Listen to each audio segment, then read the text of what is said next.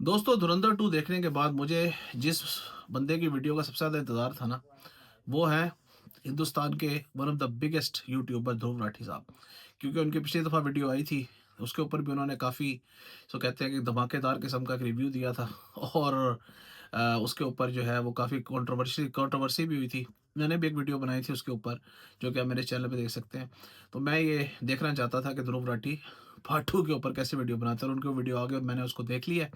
तो उनके कुछ पॉइंट्स हैं जिनके साथ मैं एग्री करता हूँ, कुछ पॉइंट्स उनके साथ मैं डिसएग्री करता हूँ, तो उसके ऊपर हम डिस्कशन करेंगे। लेकिन ये वीडियो शुरू करने से पहले मैं थैंक यू बोलना चाहूँगा हिंदुस्तान के वो सारे दोस्त जिन्होंने बहुत प्यार दिया मेरी धुरंधर 2 रिव्यू को। और मैं उन सबको बहुत-बहुत थैंक यू बोलता हूँ जिन्होंने सब्सक्राइब किया, उनको भी बहुत-बहुत थैंक यू। और कुछ मेरे हिंदुस्तानी भाई हैं जिन्होंने मुझसे बहुत मुश्किल क्वेश्चन की कमेंट सेक्शन के अंदर जैसे कि फ्री बलूचिस्तान और कश्मीर के ऊपर और जिहादी जो मैंने बात की थी जिहाद के ऊपर। तो वो काफ़ी मुश्किल क्वेश्चंस हैं और मैं चाहता हूँ कि मैं उन कमेंट्स के जवाब में एक वीडियो बनाऊँ। अपना वर्जन दूँ, उनका हक है मुझसे क्वेश्चन करना। तो आप लोग प्लीज़ कमेंट सेक्शन में बताइएगा कि क्या मुझे इन चीज़ों के ऊपर वीडियो बनानी चाहिए इनके जवाब में। मैं आपके कमेंट्स का इंतज़ार करूँगा। ध्रुव राठी साहब एक ग्रेट यूट्यूबर हैं, इनसे मैं बहुत ज़्यादा सीखता भी हूँ इनकी वीडियोज़ से। ऑब्वियसली आप हर चीज़ से एग्री नहीं करते, लेकिन ऑब्वियसली इनकी वीडियोज़ बहुत इन्फॉर्मेटिव होती हैं। तो इस वीडियो के अंदर मैं ध्रुव राठी का कोई कंटेंट नहीं यूज़ करूँगा, क्योंकि आई थिंक ये वीडियो बहुत लंबी हो जाएगी अगर मैंने उनके कंटेंट को यूज़ किया। अगर आप उनकी वीडियो देखना चाहते हैं, तो आप उनके चैनल पे जाएँ, उनकी वीडियो देखें, उससे आप फिर मेरी इस वीडियो को रिलेट कर सकेंगे। तो आइए जी, अब चलते हैं उन पॉइंट्स की तरफ जो कि ध्रुव राठी ने इस वीडियो में उठाए हैं और उनके ऊपर मेरा टेक क्या है, अगर आप लोग इंटरेस्टेड है मेरे टेक सुनने में तो। पहली बात जो की है ध्रुव राठी ने, वो की है कि आदित्य धर इज़ अ महाचाटू ऑफ बीजेपी। यानी कि उन्होंने एक तरह से सिविलाइज़ गाली दी है आदित्य धर को कि वो बीजेपी के बिल्कुल जिसको कहते हैं ना तलवे चाट रहे हैं। तो यार उसके ऊपर मैं ध्रुव राठी को कहना चाहूँगा कि यार ये बहुत सख्त ज़बान आपने इस्तेमाल की। आई थिंक ये जो फ़िल्म मेकर्स, एक्टर्स, डायरेक्टर्स, ये फ़िल्म से ज जुड़े हुए जितने भी लोग होते हैं ना, इनका कोई दीन धर्म नहीं होता। इन लोगों का कोई सो कहते हैं कि मज़हब नहीं होता। इन लोगों का मज़हब होता है पैसा और फ़ेम। ये लोग जिस तरफ की हवा चलती है, लोग उसी तरफ जाते हैं। आज से 30 साल पहले जब हिंदुस्तान में 40 साल पहले कांग्रेस का राज था, जब हिंदुस्तान में जिसको कहते हैं कि कांग्रेस की सेक्युलरिज़्म थी बहुत ज़्यादा, उस वक़्त आप देखिए कि फ़िल्में जो बनती थी उनमें मुसलमानों को हमेशा अच्छा दिखाया जाता था। मिसाल के तौर पे जो ज़ंजीर फ़िल्म है, शेर खान उसके अंदर अच्छा कैरेक्टर और उसके अलावा और अनगिनत फ़िल्में होंगी जिनके अंदर आपको मुसलमान कैरेक्टर्स हमेशा अच्छे दिखाए जाएँगे, कुली फ़िल्म है। इस तरह के कैरेक्टर्स बनते थे, किसी भी फ़िल्म में इस तरह हिंदू-मुस्लिम प्रॉब्लम्स जो है उनको हाईलाइट नहीं किया जाता था, हालाँकि ये प्रॉब्लम्स शुरू से एग्ज़िस्ट कर रहे हैं हिंदुस्तान के अंदर। हिंदुस्तान का बँटवारा ही जो है वो हिंदू-मुस्लिम के ऊपर हुआ था। तो ये एक तल्ख़ हकीकत है हिंदुस्तान की जिसको मेरा ख़्याल है कि कांग्रेस हाईलाइट नहीं करना चाहती थी, तो फ़िल्म मेकर्स भी इस तरफ नहीं जाते थे।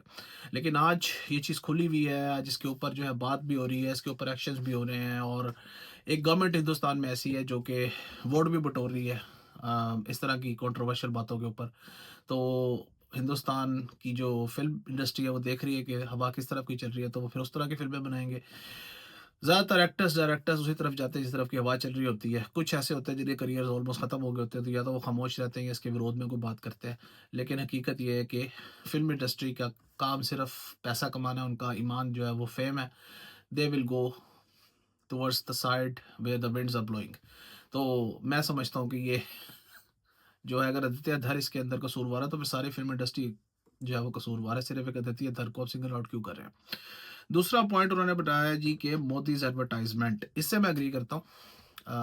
अगर किसी हिंदुस्तानी भाई को बुरा लगे, किसी बीजेपी के भाई को बुरा लगे तो आई एम सॉरी, लेकिन दिस इज़ द ट्रुथ। मैंने अपनी वीडियो में भी कहा था कि इस वीडियो में मोदी जी की जम के एडवर्टाइज़िंग की गई है, उनकी पॉलिटिकल कैंपेन बनाई गई है। उन्होंने कहा जी कि एडवर्ट है। बहुत महँगी एडवर्ट बनाई है बीजेपी ने मोदी जी के लिए। आई 100% एग्री विद दैट, क्योंकि इसमें मोदी जी का एडिशनल और एक्स्ट्रा एक्सपोज़र है इस फ़िल्म के अंदर। यानी कि मोदी जी को भर-भर के इसको कहते हैं ना कि तारीफ़ दी गई है, मोदी जी को भर-भर के इसके अंदर जो है वो पॉलिटिकल माइलेज दी गई है।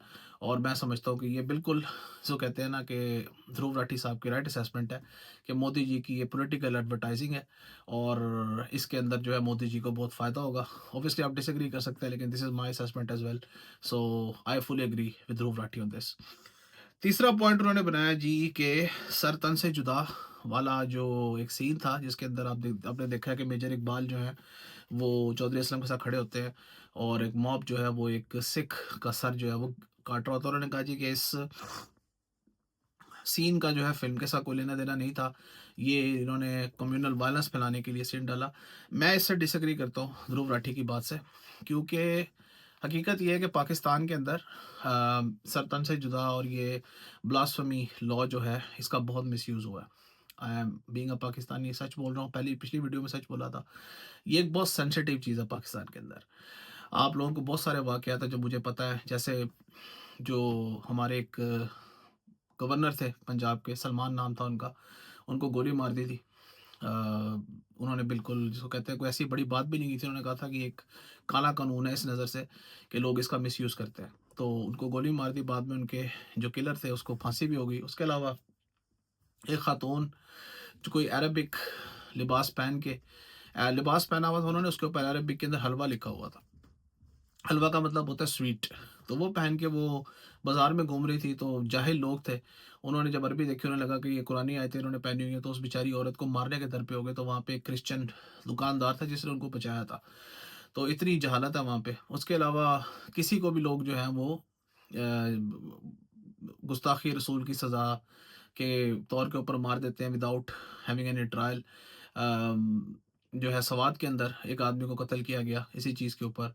फिर यूनिवर्सिटी ऑफ पेशावर के अंदर एक बंदे को मारा गया। इस तरह ये बहुत आम चीज़ है पाकिस्तान के अंदर। इसके अंदर कमी आ रही है, लेकिन ये जिस दौर की वीडियोज़ इन्होंने दिखाई हैं, एक वाक़ई सिख का सर जो है वो काटा गया था और ये ख़बर जो है मशहूर भी हुई थी। तो मेरा ख़्याल है कि अगर आप फ़िल्म बना रहे हैं इस बेस के ऊपर कि टेररिज़्म के ऊपर, और आप रिलीजियस इंटॉलरेंस दिखा रहे हैं एक सोसाइटी के अंदर, तो उसके अंदर ये काफ़ी रेलेवेंट हो जाता है इस तरह की चीज़ को दिखाना। तो मेरा ख़्याल है कि ये एक ध्रुव राठी ने गलत किस्म की ये जिसको कहते हैं कि एतराज़ उठाया इस फ़िल्म के ऊपर।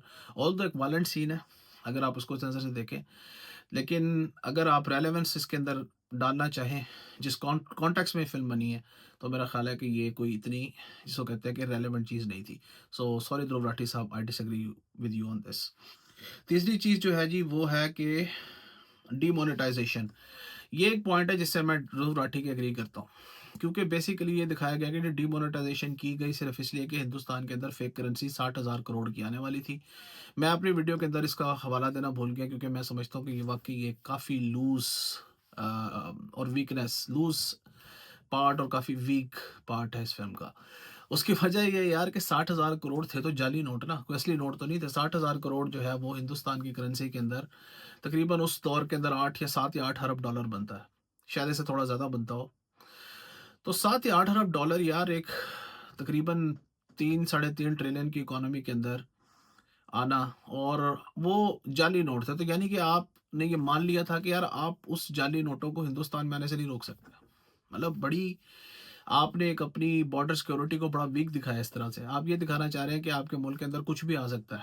इसके लिए वो जो ध्रुव राठी ने मिसाल दी कि चूहा ढूँढने के लिए आप आग लगा दें अपने मुल्क के अंदर, बिल्कुल वो अच्छी और सही एग्ज़ाम्पल थी कि भाई आपका काम है देश के अंदर इल्लीगल चीज़ें आने से रोकना। आपका काम ये नहीं है कि आप हिंदुस्तान के अंदर उस चीज़ को बैन कर दें। मतलब 500 और 1000 के नोट ही बैन कर दो। यानी कि अगर आपके देश में इल्लीगल घी जो है कोई फ़र्ज़ करें कोई ला रहा है, तो क्या आप लोगों को घी खाना बंद कर दो? ये इंडस्ट्री खुद ब खुद मर जाएगी। और वो जाली नोट थे। यानी कि जिसके पास फैक्ट्री है, उसने जाली नोट छापे हुए हैं, क्या वो उन जाली नोटों को दोबारा नहीं छाप सकता? ठीक है, उसका बल्क ज़्यादा हो जाएगा 100-100 और वो 50-50 के नोटों में। शायद उनकी तरसील स्लो हो जाएगी, लेकिन जब उनको ये पता है कि भाई हिंदुस्तान की गवर्नमेंट तो रोक ही नहीं सकती नोट अंदर जाने से, तो फिर वो लोग क्यों रुकेंगे इस तरह करने से? तो it was quite weak in terms of, और ये वाक़ई मेरा नहीं ख़्याल कि इससे कोई रेलेवेंस थी इसकी। लोग इस पे यकीन कर रहे हैं। मेरा ख़्याल है कि जो मेरे पढ़े-लिखे सब्सक्राइबर हैं, जिन्होंने मेरी वीडियोज़ को लाइक किया और सब्सक्राइब किया, आई एम श्योर कि दे विल रिलेट कि ये एक वीक पॉइंट था इस फ़िल्म का, और मेरा ख़्याल है कि इस डीमोनेटाइज़ेशन का इस फेक करेंसी से कोई लेना-देना नहीं था। तो डायरेक्टर ने तो अपनी तरफ से बड़ी चालाकी खेली है, लेकिन जिन लोगों को थोड़ी बहुत समझ है इन मोनेटाइजेशन और इन इन चीज़ों की रेलेवेंस की, मेरा ख्याल है वो लोग इस चीज़ पे बिलीव नहीं करेंगे। So I think it it is a creative liberty by the director और आदित्य धर। सॉरी, आप इसमें मार खा गए। उसके बाद है जी के विलन्स प्रेजिंग मोदी। उसमें दिखाया गया कि दाऊद इब्राहिम जो है वो कह रहे हैं कि जब से चाय वाला आया हमारी ज़िंदगी हराम हो गई है, और वो जो मेजर इकबाल का बाप है वो भी कह रहे हैं चाय वाला तेरी मार रहा है। इसके अलावा तो वही पहली वाली बात है कि मोदी जी की एडवर्टाइजिंग वो इससे रिलेटेड है कि मोदी जी, मोदी जी, मोदी जी, मोदी जी आए हैं तो जनाब हिंदुस्तान एकदम से सो कहते हैं कि अपना डिफेंस करने लगे। पहले हिंदुस्तान जो था वो एक डेड आदमी की तरह लेटा था, which is wrong. Hindustan Pakistan के साथ जंगें लड़ चुका है, कांग्रेस के दौर में लड़ चुका है। तो ऐसा नहीं है कि कोई गवर्नमेंट जो है वो एंटी इंडिया और ये मोदी जी जो है ये अल्ट्रा जो है वो इंडियन है। बिल्कुल गलत, बिल्कुल मोदी जी की वो की गई है। तो एग्री कि ये जो पॉइंट उन्होंने डाला था, विलन्स प्रेजिंग नरेंद्र मोदी साहब, ये बड़ा पॉलिटिकल था। उसके बाद है जी कि पुलवामा अटैक एंड उड़ी अटैक जो है वो इस फिल्म में नहीं दिखाए गए। हालांकि वो बीजेपी के दौर में हुए हैं, तो ध्रुव राठी साहब ने ये एतराज़ किया है कि फिर इन अटैक्स को क्यों नहीं दिखाया गया, इनको सिरे से गायब भी कर दिया गया।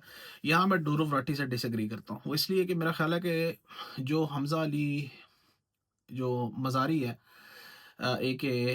रंगी साहब, उनकी मेरा ख्याल है स्टोरी 2016-17 में ख़त्म कर दिया उन्होंने। और मेरा ख़्याल है कि उड़ी का अटैक जो हुआ था, उसके ऊपर वो ऑलरेडी एक फ़िल्म बना चुके हैं उड़ी। तो मेरा ख़्याल है कि अगर वो दोबारा उसका रेलेवेंस इस फ़िल्म में डालते, तो it would have been repetition of what he has already done. और वो द्वितीय धरने बनाई थी उड़ी फ़िल्म। तो ऑब्वियसली उन्होंने उसको उड़ी का अटैक उसमें नहीं दिखाया। पुलवामा हुआ था 2019 में। तो मेरा नहीं ख़्याल कि जो हमज़ा अली मज़ारी ए.के. रंगी साहब हैं, उनको उन्होंने दिखाया कि वो बियॉन्ड 2016-17 पाकिस्तान में एजेंट थे। तो ऑब्वियसली फिर उसका कोई रेलेवेंस नहीं बनता ना इस फ़िल्म के साथ। हो सकता है आगे कोई धुरंधर फ़िल्म बने, तो उसके अंदर वो पुलवामा का अटैक भी दिखाएँ, हो सकता है फिर वो ये पहलगाम का अटैक भी दिखाएँ। तो वो पोस्ट हमज़ा अली मज़ारी वो स्टोरी बनेगी। तो मेरा ख़्याल है कि ये ध्रुव राठी साहब ने थोड़ी-सी खच मारी है कि उन्होंने जो है इन अटैक्स का ज़िक्र कर दिया। हालाँकि मेरा ख़्याल है कि इन अटैक्स का इस फ़िल्म के साथ कोई रेलेवेंस नहीं, क्योंकि उन्होंने ये दिखाया है कि उन्होंने जाते-जाते चौधरी असलम को मारा। चौधरी असलम 2014 में मारे गए थे। ऑब्वियसली उन्होंने दिखाया कि डिमोनेटाइज़ेशन हुई, वो भी मेरा ख़्याल है 2015-16 में हुई थी। तो वो आखिरी कुछ काम थे जो कि हमज़ा अली मज़ारी ने किए। और I think 2016-17 was probably the last time they have shown him in Pakistan. सो उनका पुलवामा से तो कोई लेना-देना नहीं था। और उरी जो है, क्योंकि वो ऑलरेडी हो चुका था, उस पे फ़िल्म बन चुकी है, तो मेरा ख़्याल है उसको इस फ़िल्म में डालना ज़रूरी नहीं था। आखिरी बात जो है वो ये है, उन्होंने कहा कि जी आप लोगों की मेमोरी जो है उसको उन्होंने खंगालने की कोशिश की है, को चेंज करने की कोशिश की है, आपको ये दिखाने की कोशिश की है कि जो आपने देखा वो गलत था, जो इस फ़िल्म में दिखाया गया वो सही था। तो भाई साहब, बात ये है कि जब इस तरह की फ़िल्में बनती है ना, तो अगर आप सब कुछ सच दिखा देंगे, सब कुछ सही-सही दिखा देंगे, तो फिर वो फ़िल्म अवाम देखने क्यों जाएगी? अवाम जाती है फ़िल्म देखने के लिए ताकि वो एक एंटरटेनमेंट ले सके रियल लाइफ इवेंट से। उनको थोड़ा चेंज करना पड़ता है, वरना उसको कोई फ़िल्म नहीं कहेगा, उसको फिर आप डॉक्यूमेंट्री कहेंगे। तो ये डॉक्यूमेंट्री तो नहीं बनाई ना आदित्य धर ने। आदित्य धर ने तो एक फ़िल्म बनाई है, और ऑब्वियसली उसके अंदर उन्होंने क्रिएटिव लिबर्टीज़ ली हैं। उन्होंने जो वो मेजर इकबाल अंसारी है, उसका कैरेक्टर जो है वो इलियास कश्मीरी से लिया गया है। इलियास कश्मीरी जो था वो आईएसआई में काम नहीं करता जब वो टेररिस्ट बन गया था। ही वेंट इनटू अल-कायदा, और वो 2011 में मारा गया था। तो उन्होंने बेसिकली उसके कैरेक्टर को एग्ज़ैक्टली नहीं लिया, लेकिन उसका लुक अलाइक उन्होंने बनाया मेजर इकबाल अंसारी को, और उन्होंने फ़िल्म बनाई। इसके अलावा और बहुत सारे जो उन्होंने इंसिडेंट्स इसमें दिखाए हैं, और they are basically relevant in terms of जो हो चुका है, लेकिन एग्ज़ैक्टली ऐसा नहीं है। तो ऑब्वियसली आपका ये कहना कि यार आपको ये हिस्ट्री इंडिया की चेंज करने की कोशिश कर रहे हैं, I think he is not changing the history, he is just trying to make an entertaining film which is also patriotic film. And obviously message को अगर एक फ़िल्म दिखानी है तो फ़िल्म दिखानी है, उन्होंने डॉक्यूमेंट्री नहीं दिखानी। तो आई थिंक आपकी ये जो बनता है ध्रुव राठी साहब, ये बिल्कुल गलत है। फ़िल्म मेकर्स जो हैं वो पैसा कमाने के लिए फ़िल्म बनाते हैं। अक्सर लोगों को ज़्यादा हिस्ट्री पढ़ाने के लिए नहीं दिखाते। तो आई थिंक आपका ये जो पॉइंट है ये मुझे पसंद, ये ठीक नहीं लगा मुझे। आई थिंक आपको थोड़ा-सा अनबायस्ड रहना चाहिए था। उसके अलावा उन्होंने ये कहा जी कि आदित्य धर ने जो है वो फ़िल्म मेकिंग की आड़ के अंदर इसको कहते हैं कि डिवाइड करने की कोशिश की है हिंदुस्तान को। आई थिंक ये भी बहुत बड़ा इल्ज़ाम है। इससे ज़्यादा बुरी फ़िल्में बन चुकी, बुरी से मुराद है कि इससे ज़्यादा कंट्रोवर्शियल फ़िल्में हिंदुस्तान में बन चुकी हैं, जैसे कश्मीर फाइल्स और बंगाल फाइल्स। बंगाल फाइल्स को हिंदुस्तान की अवाम ने रिजेक्ट कर दिया। आपके सामने की बात है, हालाँकि उसके अंदर भी उन्होंने 47 के बहुत सारे वाक़यात दिखाए थे। कश्मीर फाइल्स हिट हो गई क्योंकि कश्मीरी पंडित के ऊपर फ़िल्म बनी थी, तो शायद लोग कश्मीरी पंडित की हिस्ट्री जानना चाहते थे। केरला स्टोरी जो है वो बनी है, वो फ़िल्म भी जो है वो एक प्रोपेगेंडा फ़िल्म है मेरे हिसाब से। उसको हिंदुस्तान के जो पढ़े-लिखे लोग हैं उन्होंने बहुत ज़्यादा रिजेक्ट किया है। हालाँकि वो भी चली है मासेस के अंदर, केरला स्टोरी 2 भी आ रही है। लेकिन अगर आप देखें कि जो फ़िल्म्स जो हैं कंट्रोवर्शियल हैं। मेरा ख़्याल है कि धुरंधर 2 जो है वो बेसिकली उन फ़िल्मों में सबसे कम कंट्रोवर्शियल है। तो अगर आप ये कह रहे हैं कि ये फ़िल्म लोगों को डिवाइड कर देगी, तो मेरा ख़्याल है कि ये भी थोड़ी-सी जो है ना एक्ज़ैजरेशन है, एक कमर्शियल फ़िल्म के ऊपर आपका जो टेक है। तो एनीवे जी, ये ध्रुव राठी के पॉइंट्स थे, ये मैंने देखे। मैंने ऑब्वियसली ध्रुव राठी का पूरा वीडियो देखा, 90 मिनट्स का वीडियो ध्रुव राठी का। तो आप लोग भी जाके देखें, और आप लोग देख के तो ऑब्वियसली बताएँ कि आप लोगों को ध्रुव राठी का रिव्यू कैसा लगा। मैंने तो अपने पॉइंट्स जो थे वो दे दिए ध्रुव राठी की वीडियो के ऊपर, और आपके कमेंट्स का इंतज़ार रहेगा। Thank you very much for liking my videos and subscribing, and इंशाल्लाह मिलते हैं किसी नेक्स्ट वीडियो में। Thank you very much.